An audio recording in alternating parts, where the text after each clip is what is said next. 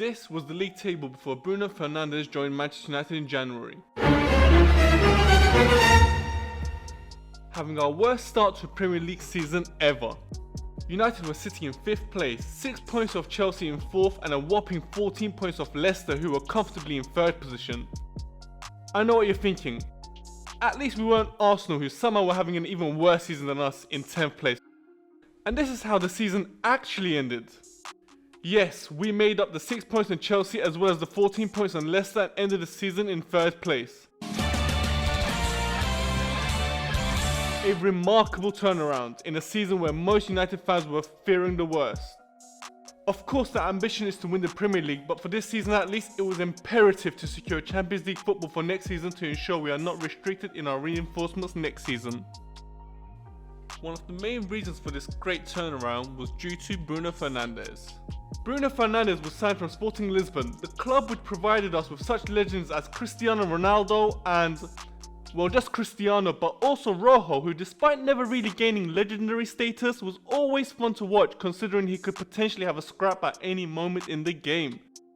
At that time there were question marks around Bruno Fernandes since he had played for both Udinese and Sampdoria in Serie A and never really lit up the league and eventually joined Sporting Lisbon.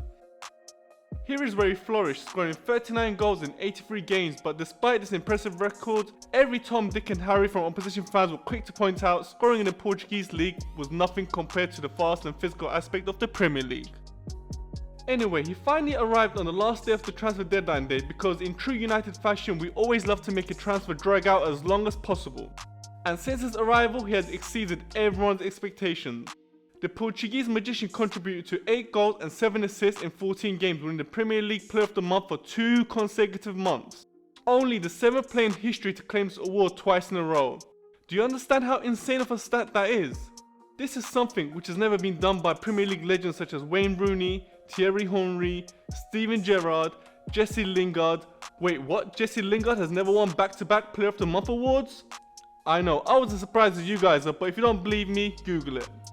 Apart from his goals, assists, man of the match and Player of the Month awards, the impressive thing about Bruno is his leadership, confidence and arrogance.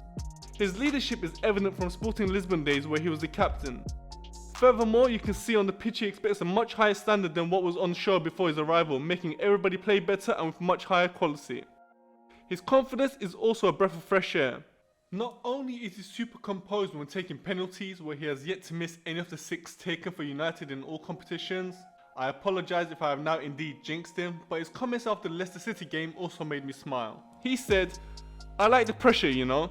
When the keeper leaves the ball close to him, I know he's afraid. He gave me that little bit more confidence I need. Of course they try and do these mind games, but it's better for me when they do it." A warning message to any future goalkeeper who try and play mind games with Bruno.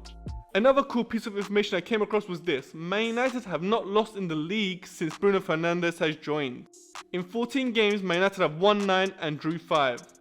If the league was to have started when he joined, I know, but humour me. If it had started when he had joined, Man United would be top of the league with 32 points, followed by Man City on 30 points, with Liverpool back to familiar surroundings of being 3rd. The Premier League season might have finished, but Man United still have unfinished business in the Europa League, where we take a 5-0 advantage against Lask into the 2nd leg. After this, we will be in the quarterfinals for a relatively easy route on paper to make it into the latter stages of the Cup. Man United fans will be pleased to know Bruno Fernandes has fine form in the Europa League as well, registering 5 goals for Sporting Lisbon and 1 for Manchester United in this season's competition so far. Next season, United fans will be waiting with bated breath to see how a full season of Bruno pans out, but for now, let's just admire this wonderful footballer who has made us all fall back in love with Man United again.